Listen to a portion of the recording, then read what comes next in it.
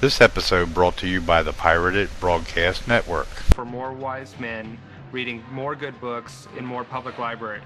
These libraries should be open to all, except the censored. Let us welcome controversial books and controversial authors. For the Bill of Rights is a guardian of our security as well as our liberty. John F. Kennedy. Non-compliance has become a watchword as communities across America fight back against the destruction of civil liberties. The oath of office as a city council person is to defend and uphold the Constitution against all enemies, domestic and foreign. And it's time to take back the government from an executive branch that is running berserk. Dave Meserve sponsored a resolution making Arcata, California a civil liberties safe zone from the Patriot Act. If the police are requested by federal agents to participate in a search or an arrest procedure that they perceive to be possibly unconstitutional, then it is incumbent upon them under our ordinance to refuse to cooperate at that time and to immediately notify the council that they've been asked to do that. What we need to do is band together in states, in municipalities, and say, not in our town, you don't enforce these unconstitutional laws. Fear strikes really close to home. It is a local issue. And we've had quite enough of it in this community since the Patriot Act was passed. I would submit to you, the Eugene City Council, that courage is the antidote to fear. And I really urge you to have the courage to pass this resolution of the Lane County Bill of Rights Defense Committee, which opposes the portions of the Patriot Act that are against the Constitution, that are against our rights under the Bill of Rights. You can say to yourself, well, it's not going to affect me. I don't have any political dissident views. It's not going to affect me. I'm not an immigrant. It's not going to affect me. I'm not going to be investigated by the state or the police. It's not going to affect me. I'm not going to be a subject to any searches or seizures. Throughout our histories, that sort of philosophy has not really made America move forward. It has held America back. With that philosophy, certain people would be interned. Oh God, certain people are about to become interned. Motion carries unanimously.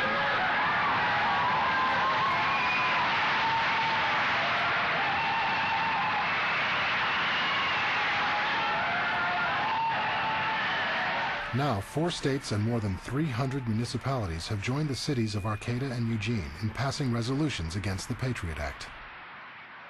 We were very amused by comments from Justice Department spokesman who says that obviously federal law trumps local law.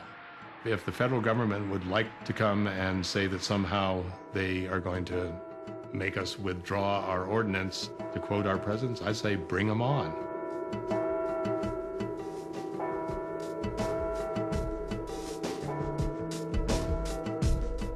We've always thought of ourselves as the city on the hill, the model for democracy that we would like to disseminate throughout the world.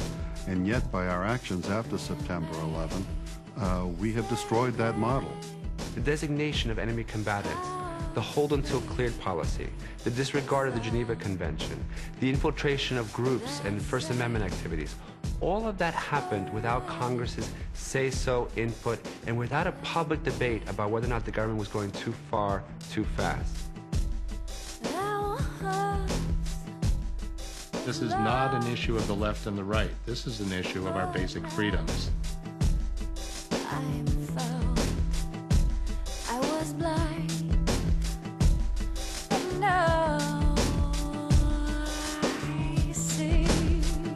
Some of our values aren't written in paper, but have been established and grown through our history.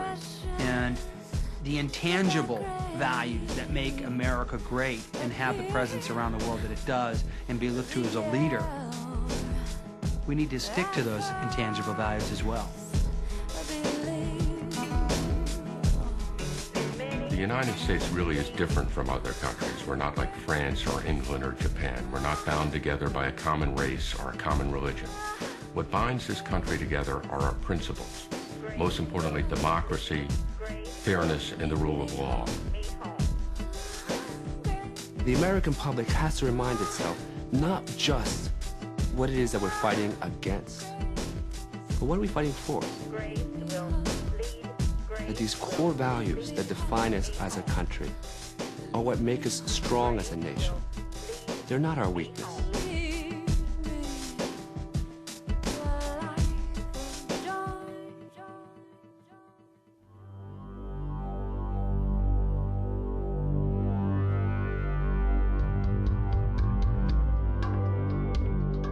First they came for the Muslims, and I didn't speak up because I wasn't a Muslim. Then they came for immigrants, detaining them indefinitely, solely upon the certification of the Attorney General, and I didn't speak up because I wasn't an immigrant. Then they came to enter homes and offices for unannounced sneak and peek searches, and I didn't speak up because I had nothing to hide. Then they came to arrest American citizens and hold them indefinitely without any charges and without access to lawyers, and I didn't speak up because I would never be arrested.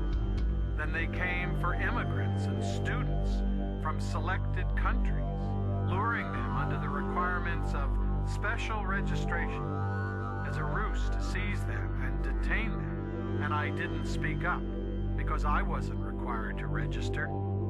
Then they came for anyone who objected to government policy because it only aided the terrorists and gave ammunition to America's enemies. And I didn't speak up because I didn't speak up. And then they came for me, and by that time, no one was left to speak up.